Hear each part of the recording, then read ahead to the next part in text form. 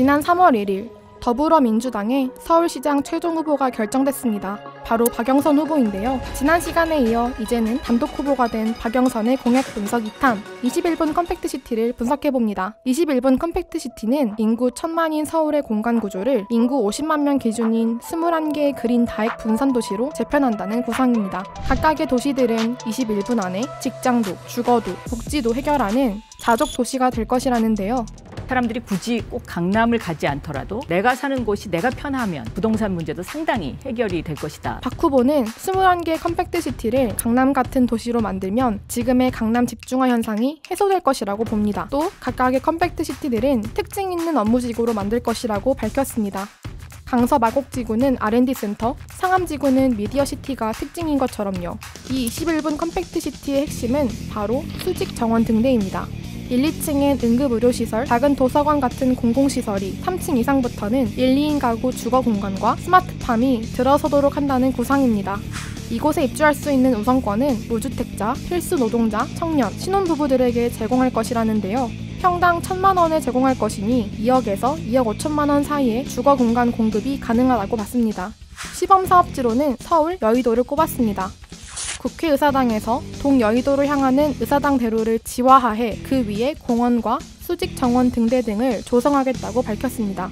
과연 그 컴팩트 도시를 전체적으로 설계해서 집어넣을 수 있느냐. 하지만 21분 컴팩트시티는 실현 가능성을 두고 여러 비판을 받고 있습니다. 첫째로 21분 컴팩트시티 건설에 소요될 비용이 막대하다는 비판입니다. 특히 21분 컴팩트시티의 랜드마크를 수행할 수직 정원 등대는 비용이 많이 드는 시설이라는 지적이 나옵니다. 현재 서울시 재원만으로 감당할 수 없을 것이라는 우려가 나옵니다. 정원에 대한 관리, 공공시설에 대한 녹지라든지 이런 것에 대한 관리비는 과연 어떻게 할 것인가. 그것을 만약에 서울시민들한테 부담을 해라 이렇게 이제 한다 그러면은 굉장히 또 어려운 면에 직면할 것 같고, 그것이 과연 현실성이 있는가라는 부분이 하나가 있고요. 덧붙여 시범도시로 여의도를 선정한 것도 현실성이 떨어진다는 지적이 나옵니다. 서울에서 가장 비싼 부지 중 하나인데 진입하는 비용이 적지 않을 것이라는 겁니다. 시간이 오래 걸리는 정책이니만큼 빠른 시일 내 시행할 수 있는 지역을 시범지구로 선정해야 한다는 비판이 제기됩니다. 둘째론 컴팩트시티 내 직주 근접성을 보장하는 것이 현실적으로 어렵다는 비판입니다. 박 후보는 컴팩트시티를 21분 안에 도보로 직장과 복지를 해결하는 하나의 생활권으로 만들겠다고 밝혔습니다. 따라서 각각의 지구 내에 양질의 일자리가 존재해야 하는데 이는 서울시가 유인하기 힘들다는 지적입니다. 덧붙여 현재 3대 업무 지구에 집중되어 있는 일자리를 분산시키는 방향으로 정책을 추진해서는 안 될 것이고, 각각의 지구 내에 맞는 일자리들을 서울시장이 창출해야 한다고 조언했습니다.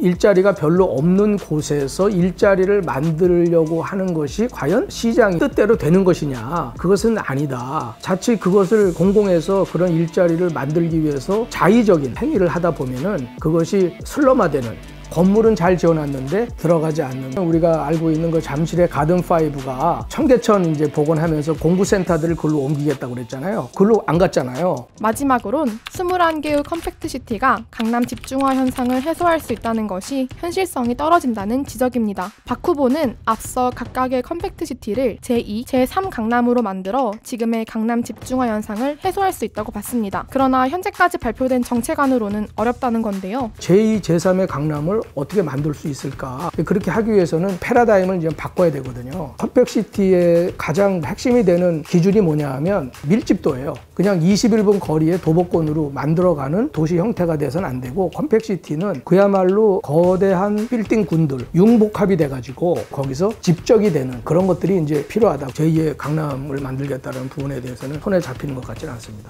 패러다임을 전환해 집적 성장이 발생할 수 있도록 컴팩트시티 내의 집약도를 향상시키는 정책들을 구상해야 한다는 것입니다. 단순히 반경 2km, 도보권 21분 안에 모든 생활이 가능하도록 하겠다, 수직 정원을 만들겠다 라는 정책을 넘어서 거대한 빌딩군과 주택군들이 융합된 컴팩트시티를 만들어 나갈 수 있는 방안을 고민해야 한다는 지적입니다.